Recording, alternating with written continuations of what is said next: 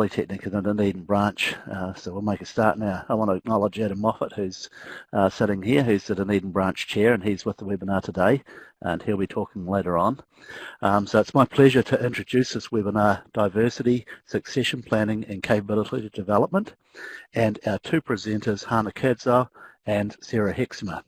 Hana has a strong background in engineering education, particularly in the fields of resource management, law and ethics, and has most recently been undertaking research projects related to engineering education, including the Diversity Project and the Degree Apprenticeship, which they are presenting on here today. Sarah's background is in emergency management, leading key projects in risk reduction, readiness and response planning, and she's worked across the critical infrastructure sector for a number of years and now works between both Otago Polytechnic and Welltech as the Degree Apprentice Manager for the part of the Bachelor of Engineering Technology degree specialisation in asset management. So thanks Hana and Sarah, and welcome, and I'm going to pass over to you. I'm going to mute myself and blank myself out, and it's all yours.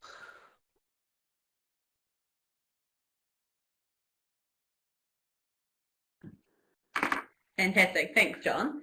So Sarah and I are sitting in the same room, but we'll move the camera between us so that you don't see the one of us not talking, just watching the other one. And essentially we've got two sort of mini presentations to give today.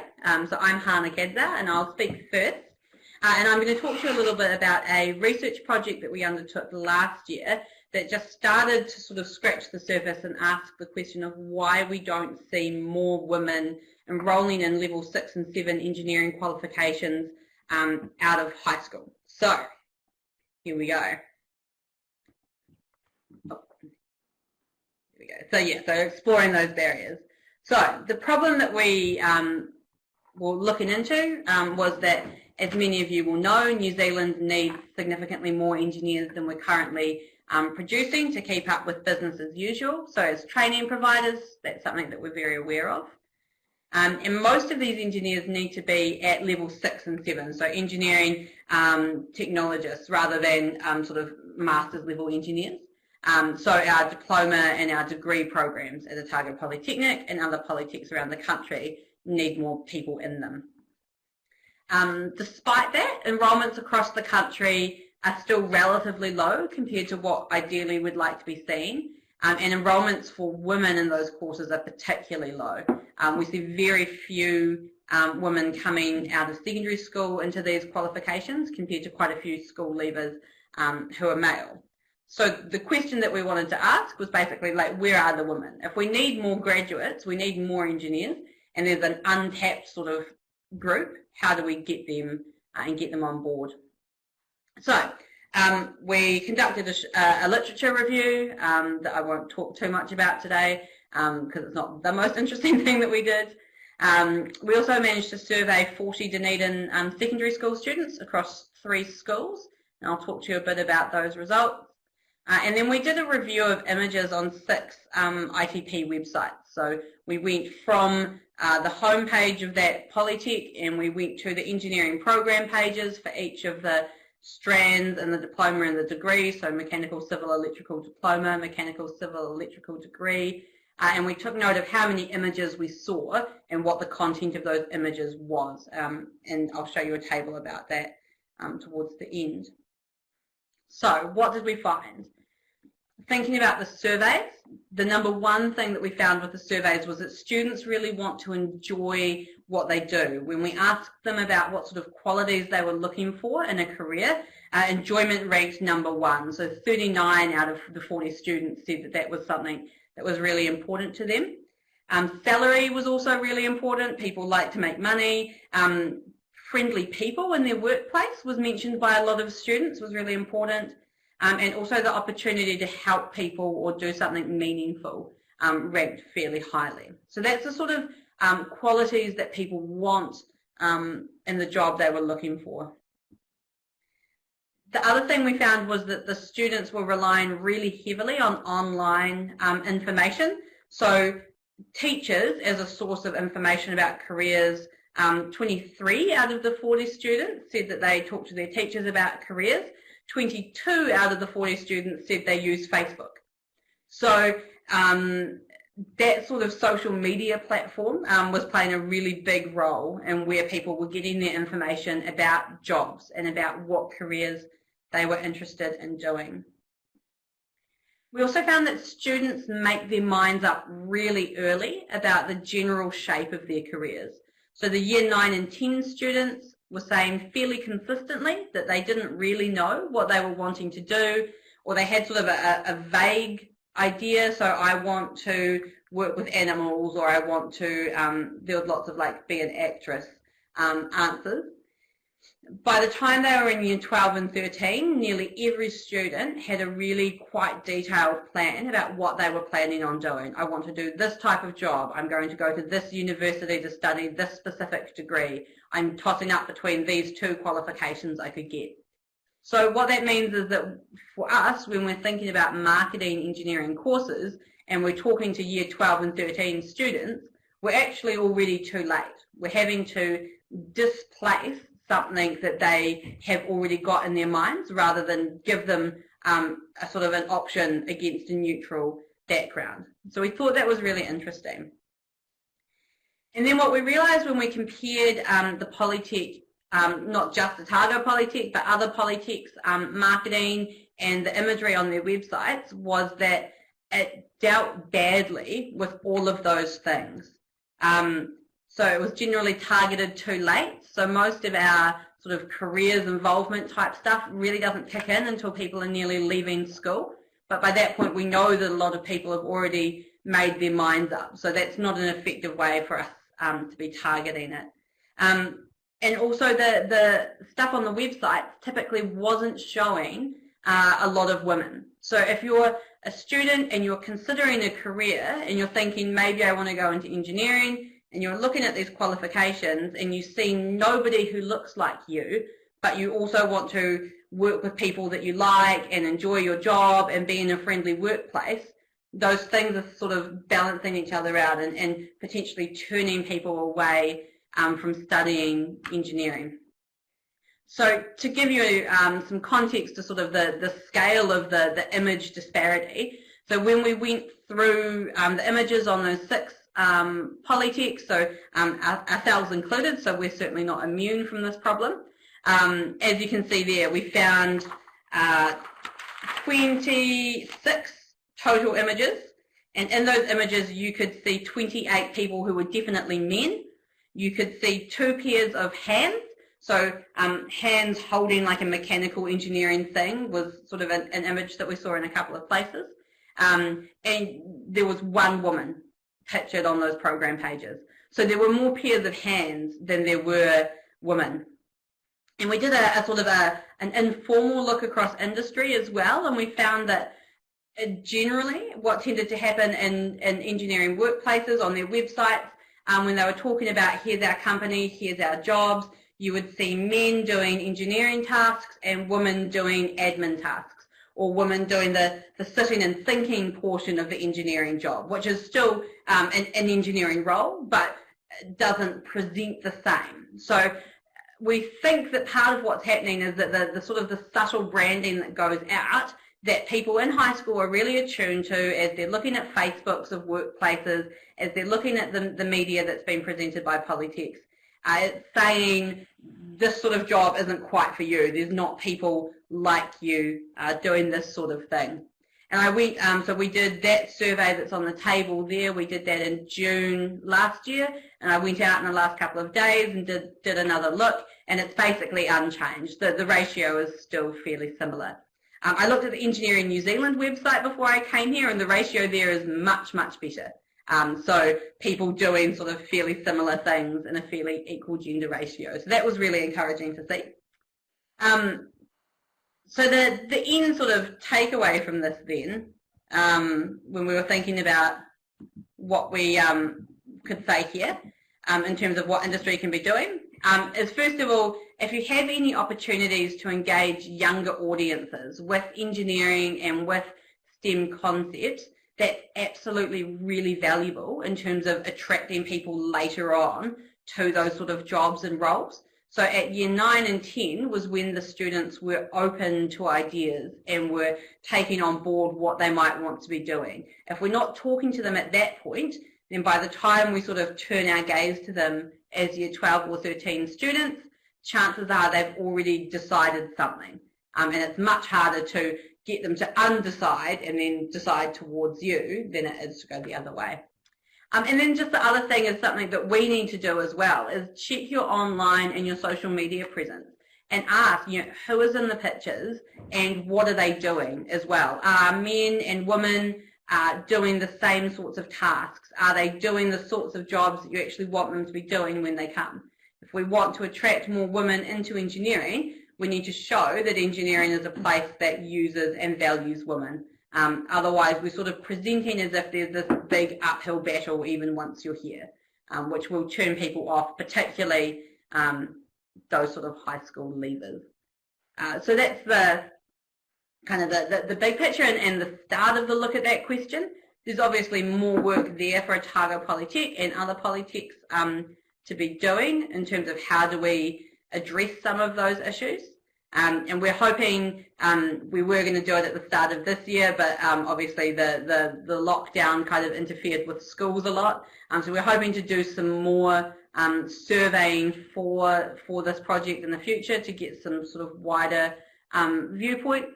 But I think it's been an interesting start to think about how do we attract this group of people into our place.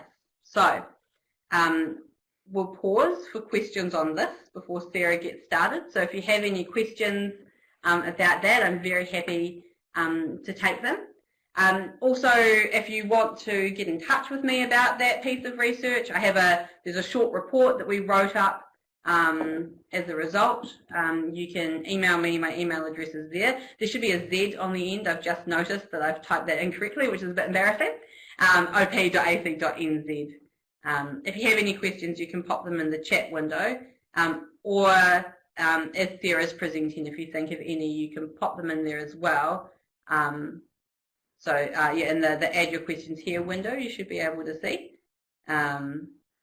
If you think of any while Sarah's talking, feel free to put them in there as well. Just make sure it's clear who it's for, and we can probably get to it at the end. A couple of people typing.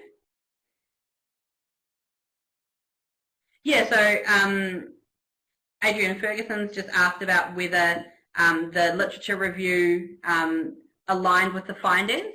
And what we found was that the literature review supported a lot of what we were finding. Yeah, so the literature showed us things like young women, so high school aged women, are less likely to do something if they perceive that they'll be bad at it or fail at it than their male counterparts. So where women or where men will sort of give something a go, and we see a lot of high school leavers come into our engineering programs who aren't, they're not amazingly gifted mathematicians, they're not brilliant, but they're good enough, they do well, they go on to be solid sort of engineers at that level.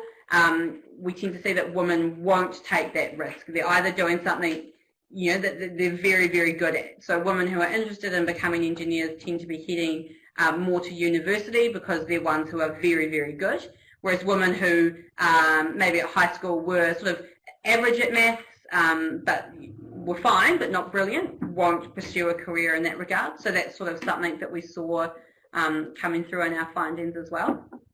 So the literature did line up with and give some sort of underlying reasons why the patterns that we're seeing might be what we're seeing. So part of the reason we'd like to do more surveys is so that we can kind of broaden what we were asking and try and explore some of those themes a bit more. Cool. Well, thank you very much. I'll swap now to Sarah, so the camera is just going to pan over to her and she'll talk to you about our degree apprenticeship program that we're running. Here we go. Thanks, Hannah. So, good mid-morning now, afternoon.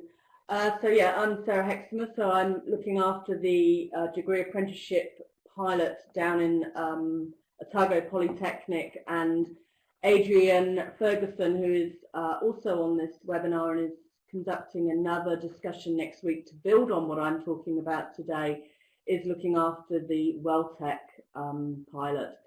So I'm very pleased to introduce this program to you, and we'll hopefully be able to develop further interest in this in Adrian's next week. So first things first is, what is the apprenticeship model? So this was completed after the Massey pilot study and success in other sectors such as carpentry, auto mechanical, vet nursing and hairdressing, where workplace apprenticeships have been very popular and developed good buy-in and good quality outcomes across industries. So this was particularly in response to the severe skill shortage of aging workforce, as well as new development of critical assets. And so over the past 4 years, there has been some angst, I guess, within industry that we need to be addressing this need. So the tertiary education sector needs to be proactive to support and develop this capability and the capacity to support the infrastructure assets and organisations and industry. So local government, IPWEA, Engineering New Zealand, Power Sector Utility New Zealand, and others were very key in the engagement about this and the development of this. And it's aimed at all levels of experience, from a school leaver with the interest in the STEM subject to those more experienced STEM engineers who haven't maybe completed formal tertiary education processes, or those who are wanting to change their career paths. And that's become particularly relevant throughout the COVID scenario, because there has been some definite shifts within changes of career, and a lot have been very aligned to being able to change into an engineering role. So the concept is a three-way partnership of the polytechnic, the employer and the apprentice, and that's supported by industry hubs, and the hub concept I'll allude to a bit further on. So the benefits, what are the benefits for industry? So developing your own workforce is obviously a key component. You can develop that workforce into that asset management role and really build that capability and strength. Developing a new entrant into the sector so that they are aligned with your own assets and priorities. They'll have that ownership right from the day they start with your organisation, and they're learning with those assets and developing a real relationship and ownership of them. And obviously it's building that capacity and capability. So the best bet is that all of our apprentices can undertake as much of this learning within their workplace with the support from the Polytech as possible, so that they really are hands-on learning with the experience of really good, knowledgeable experts around them, and other agencies and organisations nearby that maybe can support that learning in different ways. So what are the unique factors of this? Obviously it is asset management focused. There are an additional 3 new papers that have been brought into this particular model, and there's been some compulsory relevant papers have been included that will all align towards developing a really strong and capable asset managed focused engineering technician at the end of this. It is the first degree apprenticeship, and so obviously that's quite significant for us, is the fact that this is an opportunity to really create that capability and show that degree apprenticeships are relevant. They are as relevant as the certificates and as diplomas are being conducted in the workplaces, and that this may provide opportunities for other degree apprenticeships in the future. Obviously this is across all 3 of the majors, civil, electrical and mechanical at the moment, and so that's really critical that we have a good range and buy-in across those sectors to actually really show the strength of this apprenticeship programme. There is that 3-way supportive agreement, as I've already mentioned, ourselves as Polytechs, the employers and the apprentice, And that is maintained by the likes of myself and Adrian, who are those apprenticeship managers that are checking that everything's working along the way and that the learning agreements and the outcomes are being achieved, engaging with the learning leaders to make sure that where that needs to be accessed and where that help and support needs to be provided, that we're able to facilitate that, and that facilitating that there are other agencies or organisations nearby that can possibly provide some additional learning for your apprentice or field trips and expertise.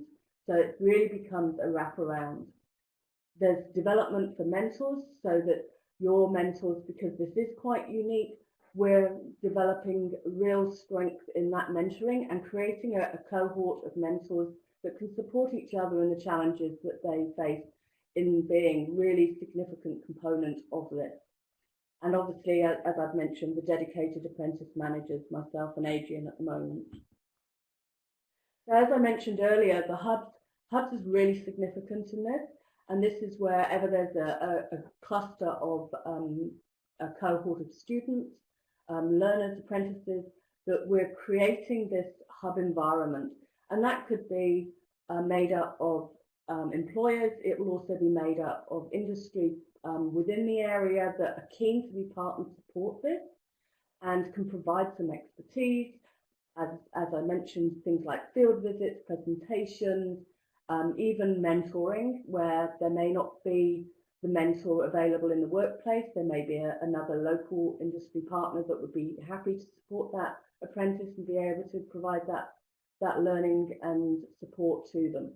It creates a holistic experience for the apprentices. It gives them an opportunity, because they're no longer face-to-face in the Polytech every day, that they'll have their cohort that's available to them to access via the hub. And also there's obviously going to be a big online presence of all of the apprentices going through this.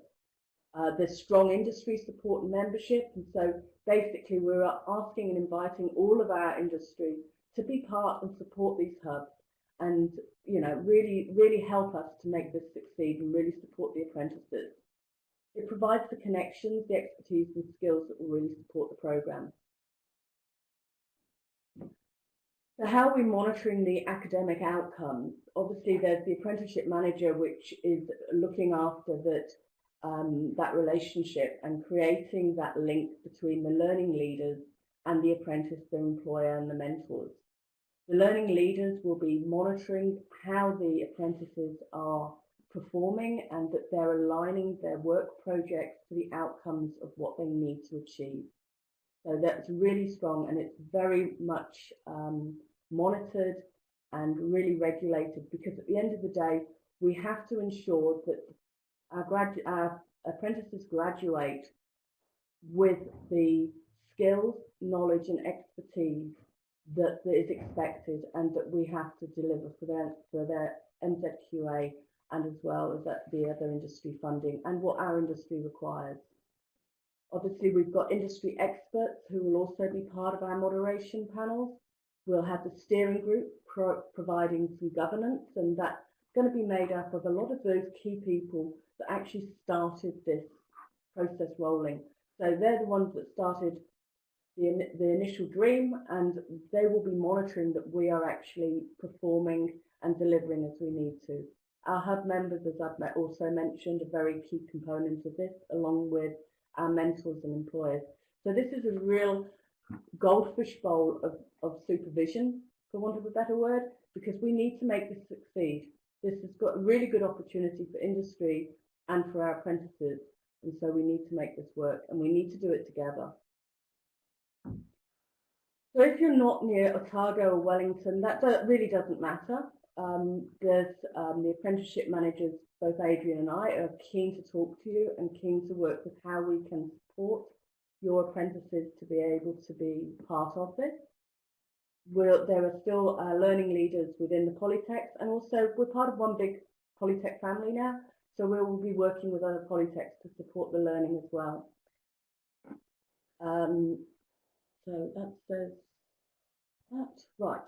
So what if the other big elephant in the room, of course, is, unfortunately, this is not covered by the free fees and apprenticeships, as it is a degree level program of study. We're working on that, but at the moment it isn't. But when you actually think about the cost of attending a conference or the general personal development that we put aside for our employees, it's really quite well aligned. And at the end of the day, you're developing a real strong capability. You're getting a key project in work done by your apprentice, and they're developing this ownership. So it is a win-win all round, even though it's not covered by the free fees apprenticeship program. But so really, I guess that's pretty much where I'm at with this. And so just see what questions we have. And as I say, Adrian's going to take this the next stage further next week, I think next Thursday evening. And he'll be able to talk more about the learning side of things and such. Dang, please can you give actual examples of other industry hub members who aren't part of the three-way support system? Actual examples. So if we were looking at one area, I'd be looking at obviously things like local authorities, local contractors, local consultants.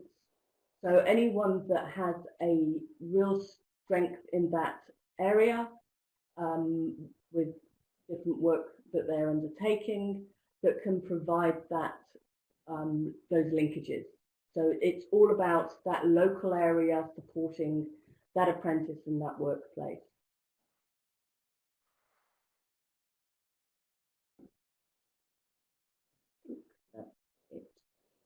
There is a few little polls gone up as well. So I think that's probably it from me, and thank you for listening. And oh, someone else is coming. So feel free to email both myself and Adrian with any questions that you might have. And I think Adrian will give a very interesting conversation next week to build on this. So thanks.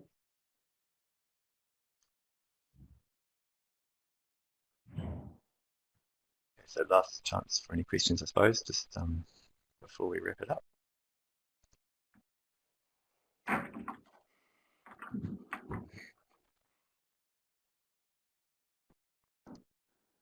All right, in the absence of any more questions, just a huge thanks to Sarah and Hana for your presentations, both really interesting and fantastic to see two examples of work that the Polytech is doing that's so integrated with industry. I think that's really important.